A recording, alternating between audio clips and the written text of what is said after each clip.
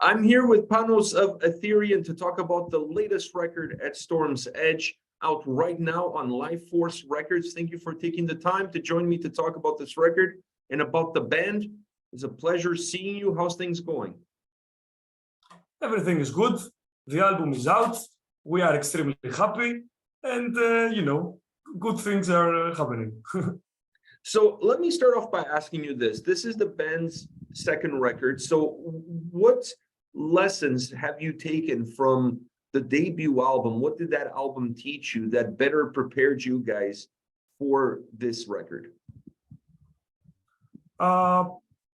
Pretty much everything. I mean, I think we took it to another level in every step on how we cooperated with each other, how we cooperated with the professionals that worked on the album, how we did the pre-production, how we did the actual recordings. I mean, pretty much everything. You know, every new step is a lesson learned. You know, and already from this album, we know what to do better on the next one. It never stops, right? Like you can always do better, and you're always learning, and you're always looking forward to what the next record is going to bring. Now, musically, exactly. When you looked at Storm's Edge, what did you want musically this album to be like? What was the experience that you wanted to give the listener? I think we stepped a little bit further from the more melancholic and more atmospheric vibe that the first one had. Also, the first one did also had the more extreme parts, but I think that we pushed it a little bit over to being on two sides, and more extreme and more melodic. So I think the thing was to produce an album that it's gonna be a little bit more epic than the previous one, and at the same point to involve elements from other styles that we were listening at the time, like more black metal vibes or more some blast beats going on, more extreme death metal. So yes, something like that. Was this, because of those additions, because of those changes, was this a more demanding record for you guys? Was this a little bit more challenging record for you guys? Yes, it was more demanding in the instruments, like in the guitar playing, the drums, the vocals, everything. We pushed ourselves maybe a little too hard, I don't know. But we pushed ourselves to our limits, and that helped us to become even better players and do things that we didn't know that we could do. So yes, more demanding than the previous ones for sure. Well, when you guys are recording and you're going through the mixing and the production, is there something that you tell the producer and you tell the mixer that, hey, you know, we need the sound to have this specific element in order for this to be an Aetherian record? Or do they have a little bit more free reign and they understand your vision and how to get there?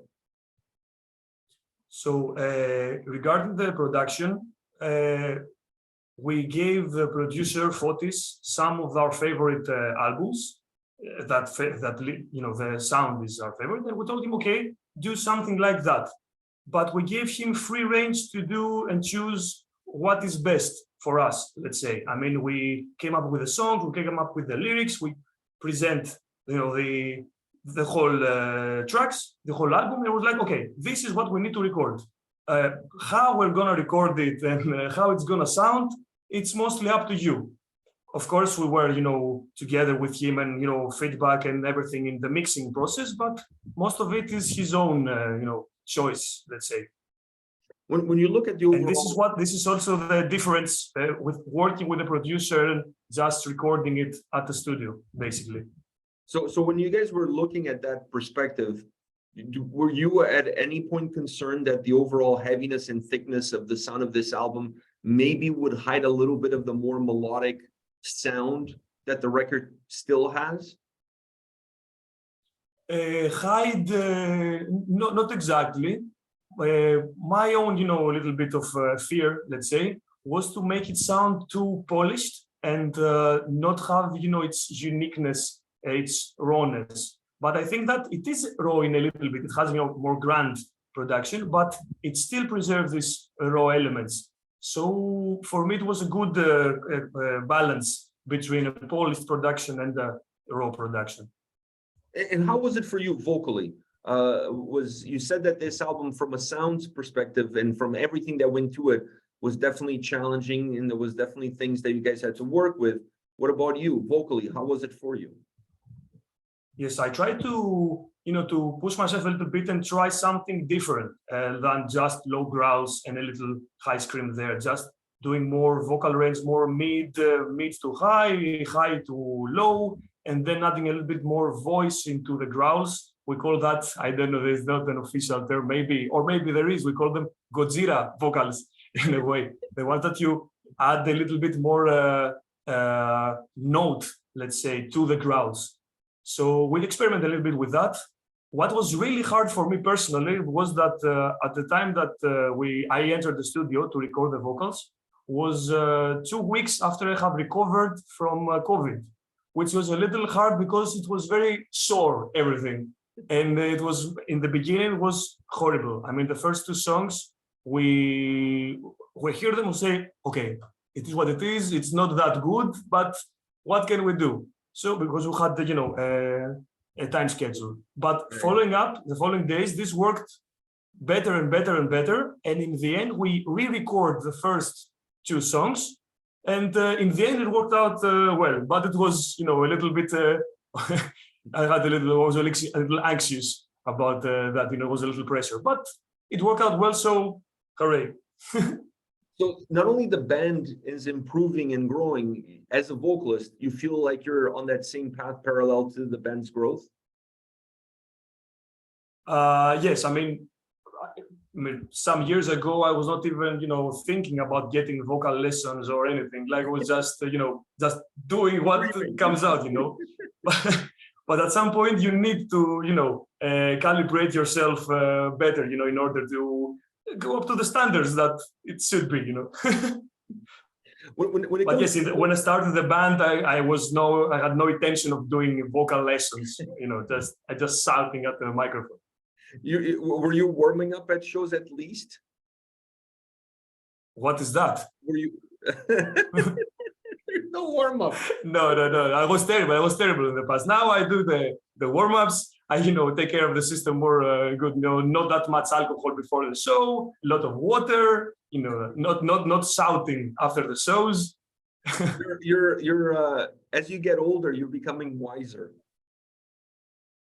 Yes. I think this is more wise, and I don't know, maybe a little less. No, not a little less. No, just wiser. Just wiser. Okay. When it comes to your vocal approach, is there a vocalist out there that you look up to and you say, man, I really like how he's delivering. I really like the tone of his voice, and his tone maybe is similar to your tone, and you're taking some cues and some hints on how you can improve your own. Is there anybody out there like that? So the first person that comes in mind, which I don't hide, it's my biggest influence, is Johan from Amon Amarth.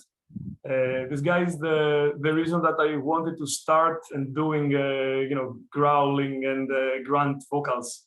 So just when I heard for the first time Amon Amarth, I was like, what is that? How can I do it?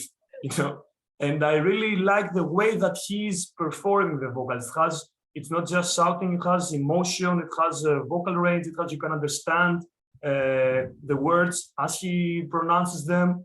For me, that was very important. I mean, I like, more heavy and more brutal vocalists also, but when I can understand the lyrics, I mean, part of it anyway, it's even better for me. So what I try to do in my own way is that try to pronounce as good as I can, in order for people that are familiar with the sound to understand the words until at a certain degree. And this is my main influence. And then many other bands come to mind, but I think that this is the #1 vocalist. I honestly thought you were going to go with Saki's of Rotting Christ. I mean, I just figured that would have been the obvious one, but this guy's a legend. I mean, of course, but he's doing a little bit of a different vocal than I do. So I think that mine looks a little bit more than Amon Amarth or Wolfheart or this kind of death metal. This album, I must tell you, listening to this album, I was like, if I didn't know you guys were from Greece, I would say you guys are from Finland because it definitely has a little bit of that Wolfheart feel to it. It doesn't sound like them, but you could see, but it was almost like if you guys were neighbors. I was like, there's no way these guys are from Greece. These guys got to be from Finland. It definitely has that Finnish melodic death metal sound to it. Imagine that Finnish death metal is our main influence. I mean, Swedish also, but Finnish, like bands like Insomnium and Omnium Gatherum and Amorphis, and of course, Gothenburg scene, In Flames of the Gates and everything. But I think that when we started, we were, more heavily influenced to start, playing from Finnish melodic death metal bands. So I think this is why the similarity with Wolfheart and Insomnium. Do you have a favorite song on this record to sing? Is there a favorite track for you that you're like, okay, when we go play these songs live, this song has to be there? So I like every song. For it's difficult to choose your favorite child, but one song that has a very a personal meaning for me is the last one of the album, The Starlit Shores, which I do not want to give what it means exactly, but it has more pagan and I don't know, let go all out vibe lyric wise. So for me it would be my favorite one to perform, but I don't think that it will get into the set list. We will see though. Why is the other guys are not as big of a fans as you are of that track? I don't know. There are other songs that they are a must on the set list. They could not be not be there. And then you cannot perform every song. So some need to go out, and this is a difficult decision. And for me, this is a difficult decision to not let this one be in the set list. How are the lyrics for you? What kind of lyricist are you? Like, how is the process for the band to put the lyrics together for this album? So I write things in general. I mean, I like writing, stories and kind of novels, but not complete in any way. But I like. So I also like being the dungeon master in the D&D. So this is why I also like creating stories and stuff. And then the lyrics come for when I have things that I need to express, like the same way as people write music, I just write lyrics. And it works like this. Angelos writes the music. He presents me, like, check this out. And I listen to it. And I'm like, all right, this has this kind of vibe and this kind of vibe. I think it would go best with this kind of theme, let's say. And so I take from the things that I generally think into, and I just listening the song like 100,000 times and come up with the best words to describe what the song has to tell. It's a very organic process that way. Of course, then, I mean, all the other bandmates and everything sorry, man, sorry. I was saying, you don't write anything beforehand. I write like things like, okay, maybe a sentence will come to my mind, and I have my cell phone all the time, write it down. And then I leave it there until, something comes up that, okay, this part of this thing that I wrote, I think it should go well there. But most of it is written on spot on the song. So now that the album is out and you have a chance to see the feedback from the listeners, from the fans, and people start talking about it, now they can listen to the whole record.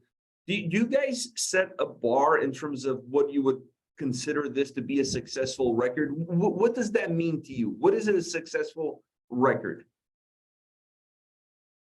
This is a difficult question to answer because, some years ago, people would say that successful record is the one that sells most. But this is not the case because the sales and the whole thing works differently in this internet era. I mean, successful could be something that has like millions of views in Spotify. Successful could be something that, I don't know. But for me, the successfulness would be like to go on tour, perform in every city, every country possible, and find people there that already know us and already like our music, and even get new people to, you know, to okay, I just discovered you guys, you are very nice. You know. So I think the going at the show, meeting with people, performing everywhere possible, I think this is what is, you know, I have in my head as like the bar of the successfulness, let's say. I like that. I like that approach. Last question for you. What are some of the biggest advantages and disadvantages for being a metal band, an extreme metal band in Greece? Okay, let's start with the let's start with the disadvantages. There is nothing here that supports, let's say, culture. So being an artist of every kind, you do not get supported easily. And so if you are especially like in underground scene like death metal, it's only, you know, up to a couple of thousand people, let's say, not a couple of thousand, I mean some thousand people that they consist of the scene, and they also play in bands or they don't, but they give feedback to each other. It's like a community. So nothing to do with Greece or the state or anything. This sucks, but the community is pretty strong. The community is pretty dedicated, and this is what gives, you know, bands more, how do you say, motives to start and play. So the advantages are that we, you know, we love this thing. We love creating music. We love playing this kind of music. So it's not like that we think a lot why we do it. You know, it's like we just do it because this is what we like. I think. Yeah, you just. But yeah, Greece and art. No. It doesn't seem to make sense. I mean, Greece is the birth of like philosophy and all of these great sciences, and you're telling me like death metal. Yes, 2000 years ago, not now. You know, well, it's true. It's true. It was a very long time ago. It was a very long time. I mean, I don't remember it. Yeah, I'm sure you've never met, you know, any of those philosophers, any of those guys. But you know, it's funny enough that for a country like you said that doesn't support artists specifically within this music and stuff, so many quality bands come out of Greece. It's outstanding. Like it just speaks to what you were saying, to the community that you guys have and how strong that community is, because it continues to produce great bands. I think you guys just perhaps need, I don't know, the right doors to open so that more people pay attention to the metal scene in Greece. Because I think the metal scene in Greece is incredibly strong, considering how many bands are there, how many people, the quality is phenomenal. I totally agree. I think that there are many bands that they are worth listening to, and many upcoming bands that they have not shown their full potential yet.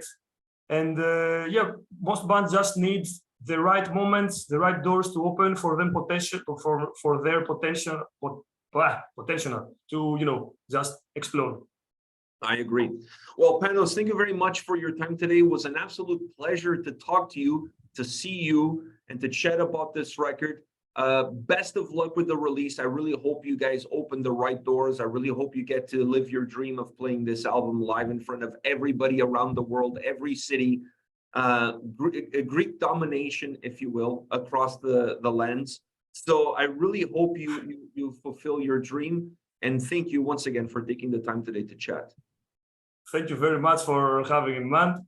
We'll talk again soon. Yeah, we'll take care. Cheers. Bye.